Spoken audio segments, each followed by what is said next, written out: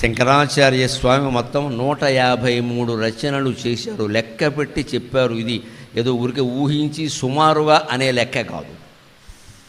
మన పురాణాల్లో ముఖ్యంగా వ్యాస మహర్షి యొక్క గ్రంథాల్లో లెక్కలు ఉంటాయి. ఇవి ఏదో సుమారుగా 100, సుమారుగా 80 అది ఆయనకి నచ్చదు. లెక్క పెడతాడు ఆయన. ఆ లెక్క ప్రకారం 153 రచనలు చేశాడు ఆ మహానుభావుడు 32 ఏళ్లలో. ఆయన బతికింది 32. ఆ 153లో 24 భాష్యాలు.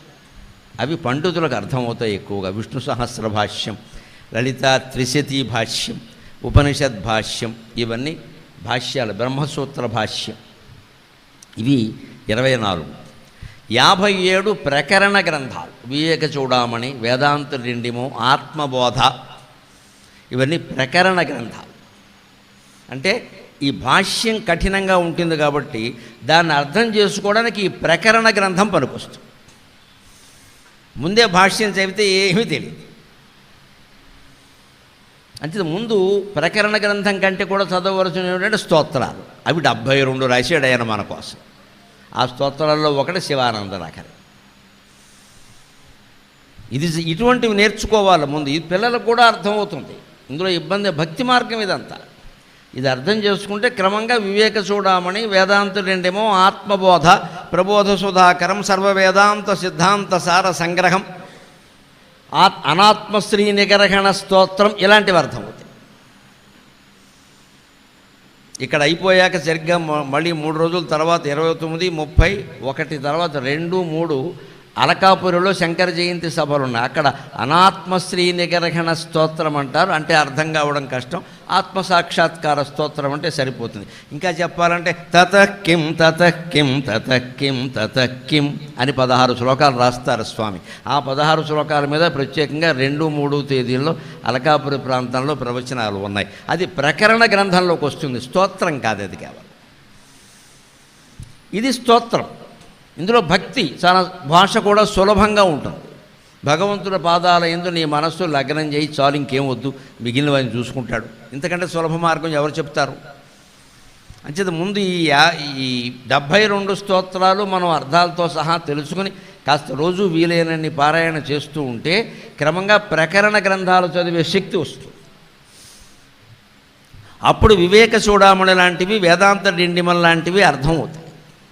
అవి అర్థమయ్యాయంటే భాష్యం అర్థం చేసుకోవడం పెద్ద కష్టం కాదు.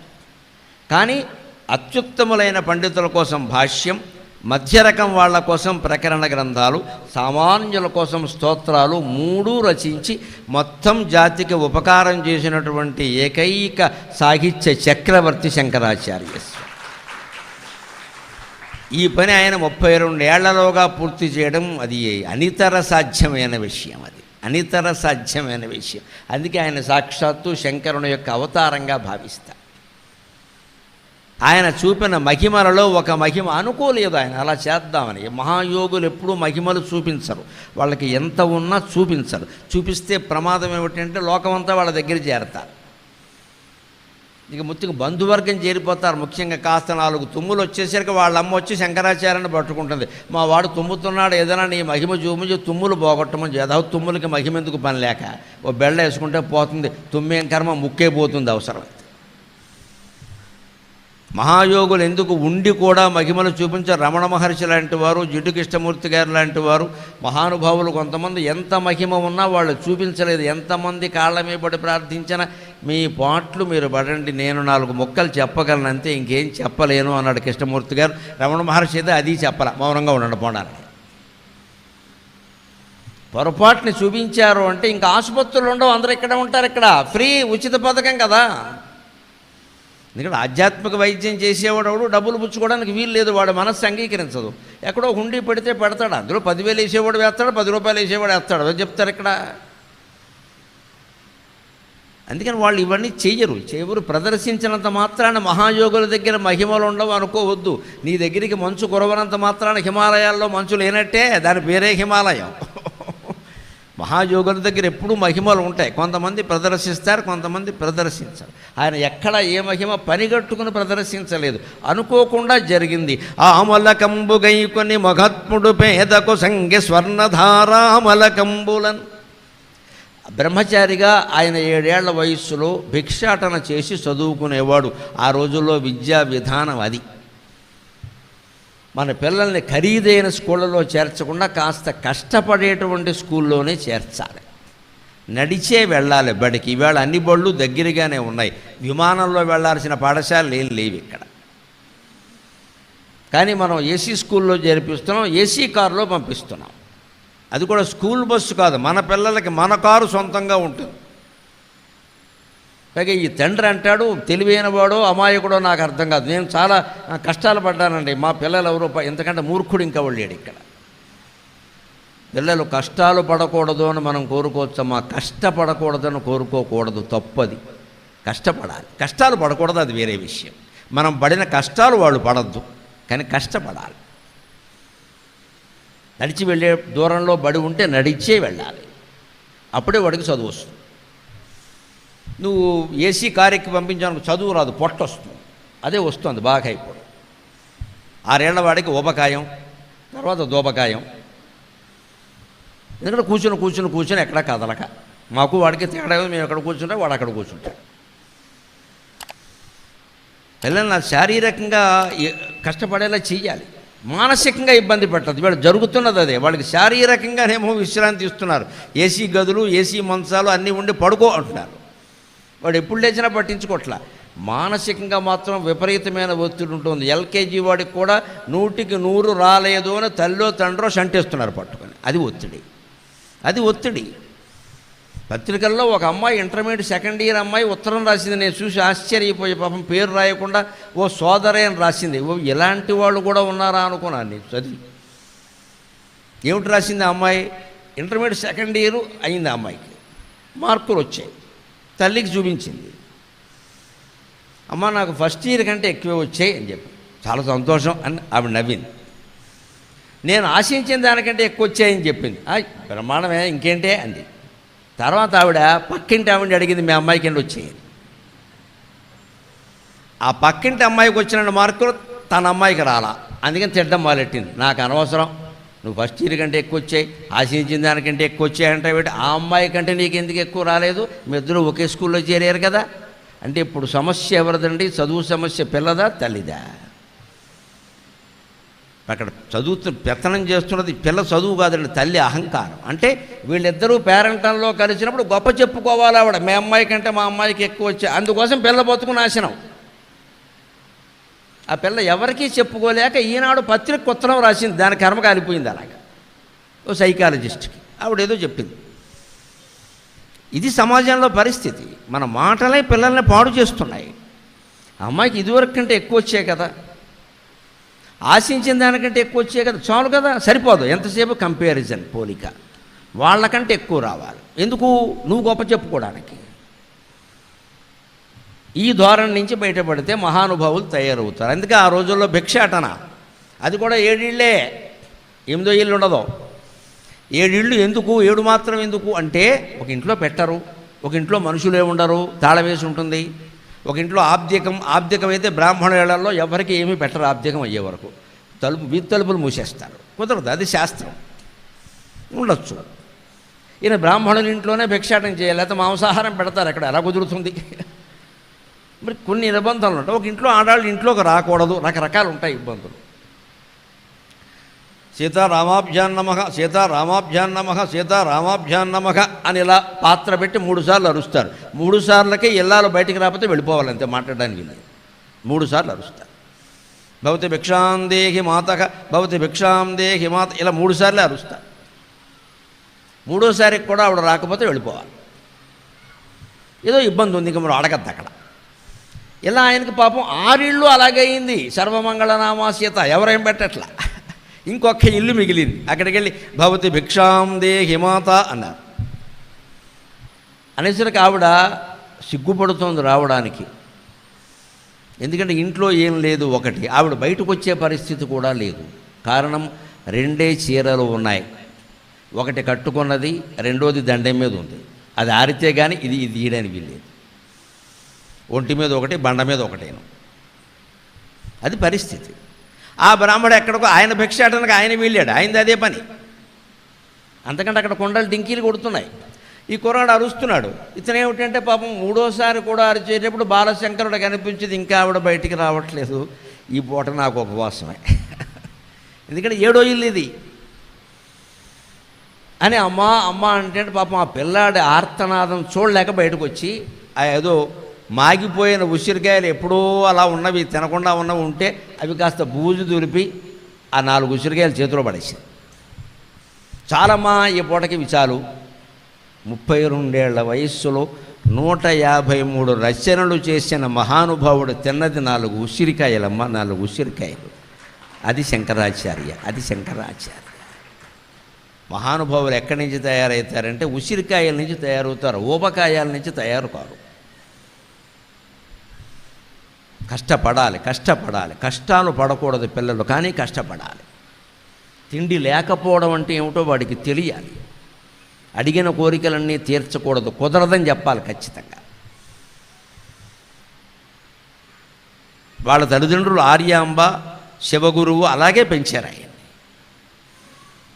అందుకే ఆయన చూసి ఆశ్చర్యపడింది. చీరకు చిరుగులు ఉన్నాయి, పాపం సిగ్గుపడుతుంది ఆవిడ బయటికి రావడానికి.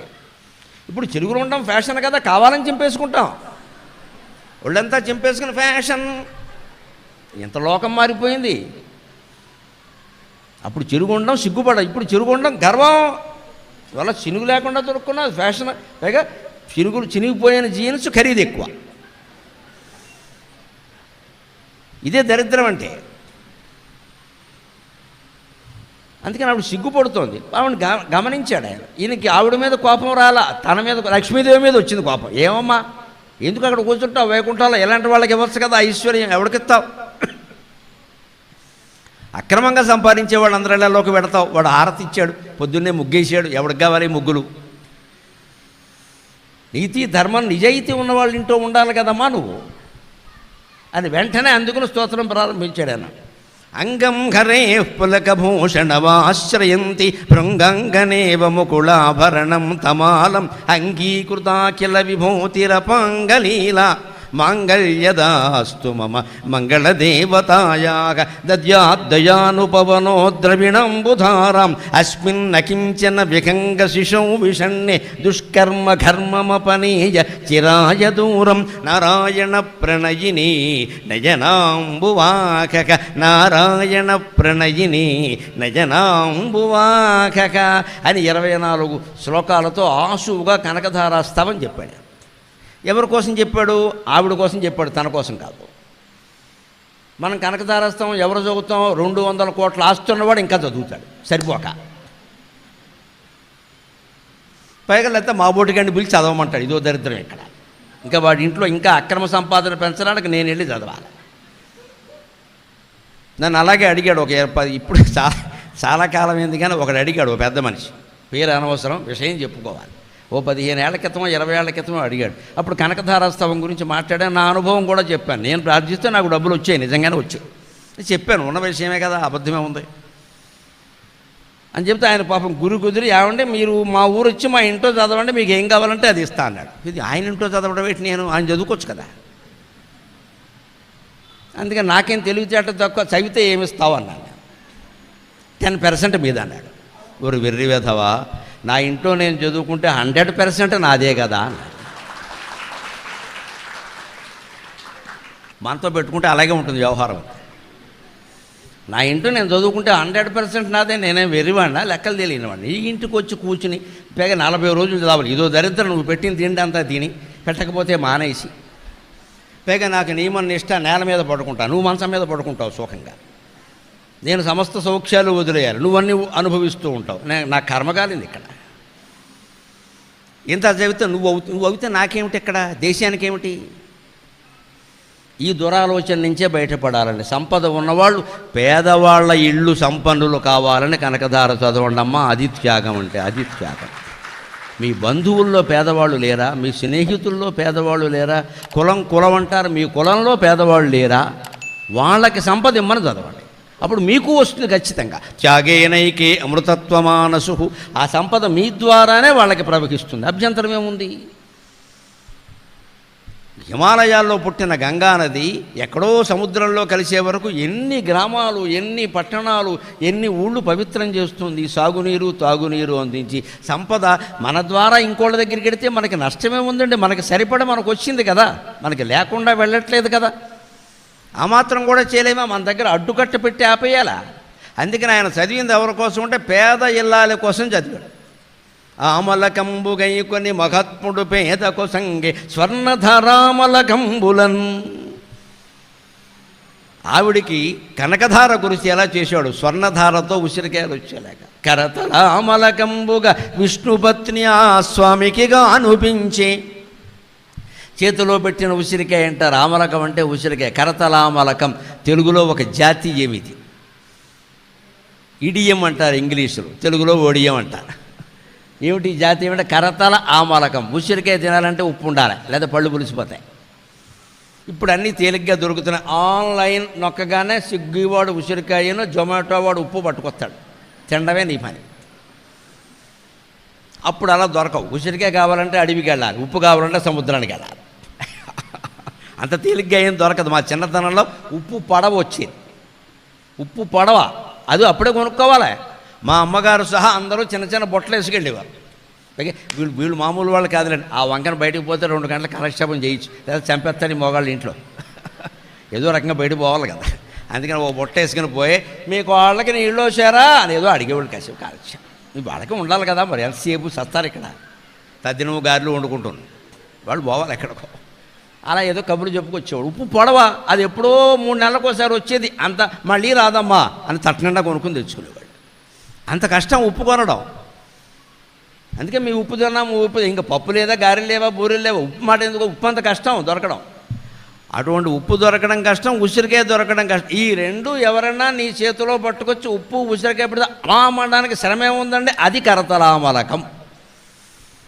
అలాగ స్వామి సమస్త వేదాంతాన్ని మన కరతలామలకం చేశాడు. అందుకని రోజు దండం పెట్టుకోవాలి, ఆయన్ని రోజు స్మరించుకోవాలి ఆ మహానుభావుని. ఆయన లేకపోతే భారతీయ తత్వ జగత్తు లేదు, భారతీయ వేదాంత సాహిత్యం లేదు.